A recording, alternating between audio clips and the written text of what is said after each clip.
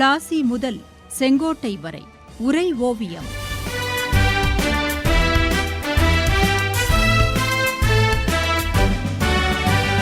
சும்மாவா வந்தது சுதந்திரம் என்பது, சும்மாவா வந்தது. ஆங்கிலேயருக்கு எதிரான விடுதலை போராட்டத்தில் வலுவான ஆயுத போராட்டத்தை முன்னெடுத்தது நம் தென்னகத்து பாளையக்காரர்கள் என்று தெரிந்து கொண்டேன். நீங்கள் இதுவரை சொன்னதிலிருந்து பூலித்தேவரின் துணிச்சல், வீரபாண்டிய கட்டபொம்மனின் ஆக்ரோஷம், ஊமைத்துறையின் சுதந்திர வெறித்தனம், மருதுபாண்டியர்களின் வீரம், இவற்றுடன் வயது முதிர்ந்த கோபால நாயக்கரின் ராஜதந்திரம் எல்லாவற்றையும் தெரிந்து கொண்டேன். கோபால நாயக்கரின் முயற்சிகள் தோல்வியடைய தகவல் தொடர்பின்மை, பாளையக்காரர்களிடையே ஒற்றுமையின்மை, முக்கியமாக உடனிருந்தவர்களின் நம்பிக்கை துரோகங்கள். அப்பப்பா, கண்ணுக்கு தெரிந்த எதிரி ஆங்கிலேயன் ஒருவன் என்றால் தெரியாத எதிரிகள் எத்தனை எத்தனை பேர்! எல்லாவற்றையும் எதிர்கொண்டு அவர்கள் இப்படி தீரத்துடன் செயலாற்றி இருக்கிறார்களே என்பதை நினைத்து பார்க்கும்போது பிரமிப்பாக இருக்கிறது. சரி, நீங்கள் தென்னிந்திய கிளர்ச்சி பற்றி கூறிய போது ஏதோ ஜம்பூ தீவு பிரகடனம் என்றீர்களே, அது என்ன தாயே?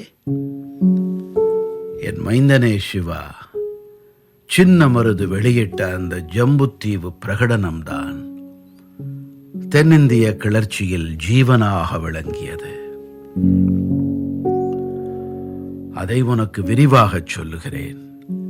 ஆனால் அதற்கு முன் நீ மருதுபாண்டியரை பற்றி ஓரளவு தெரிந்து கொள்ள வேண்டும் என்று சொல்லி மருதுபாண்டியரின் வாழ்க்கையை சிறிதளவு கூறினேன். சிவகங்கை சீமை மீட்பின் வீர வரலாற்றை யோசித்து பார்க்கும் எவரும் மருது இருவர் பெயரின்றி கடந்து போக முடியாது. காளையார் கோயில் கோபுரம் இன்றும் மருது சகோதரர் இருவரின் பெயர் தாங்கியே கம்பீரமாய் நின்று கொண்டிருக்கிறது.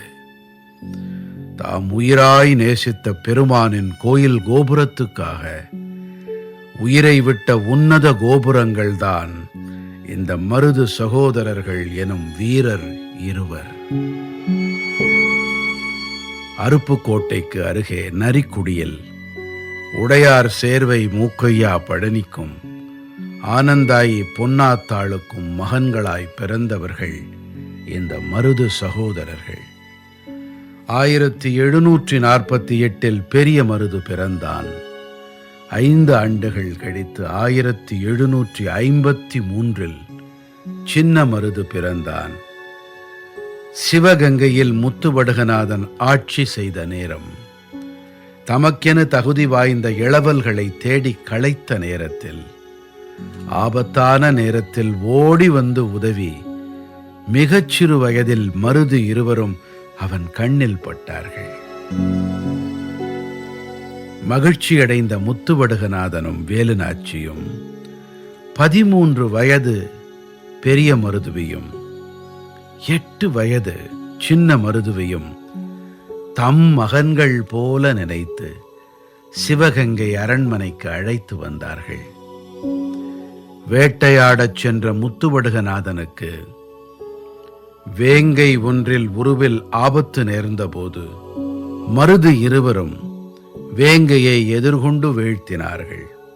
அதை கண்ட வேலுநாச்சி மருது இருவரையும் தம் மகன்களாய் பாவித்து தனியிடம் கொடுத்தாள்.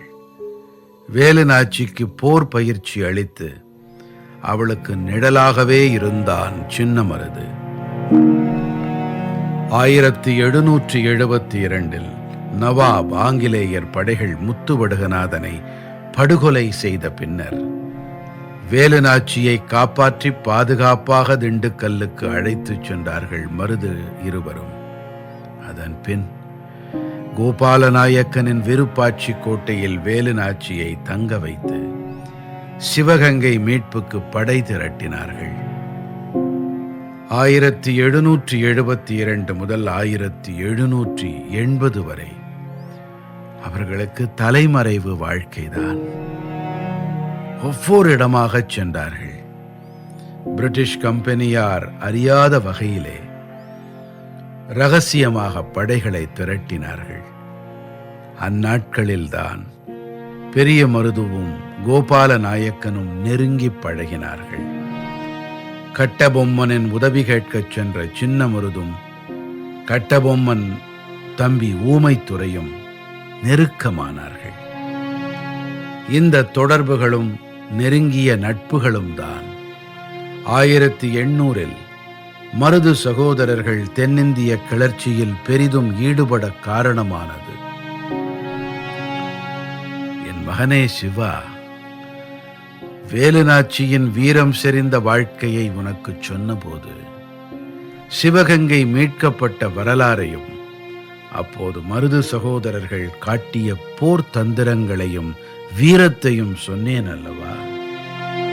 ஆங்கிலேயருக்கு எதிராக மருது சகோதரர்கள் செய்த போர்களை பற்றி உனக்கு சொல்லுகிறேன், கேள்.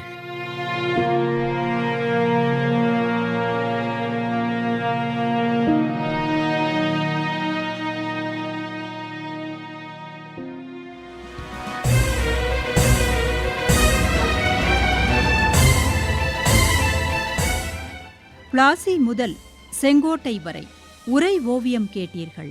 போரிலே இறங்கிவிட்டால் இன்னல் சூழும் தெரியும். பெற்ற தாய் பசித்திருப்பாள், பிள்ளைக்கது புரியும். அன்னையர்க்கு அன்னையார பாரதியின் துயர் துடைக்க அன்னை தானே அழித்துக் கொண்டோர் எத்தனையோ எத்தனை. படைப்பு சென்னை வானொலி நிலையம்.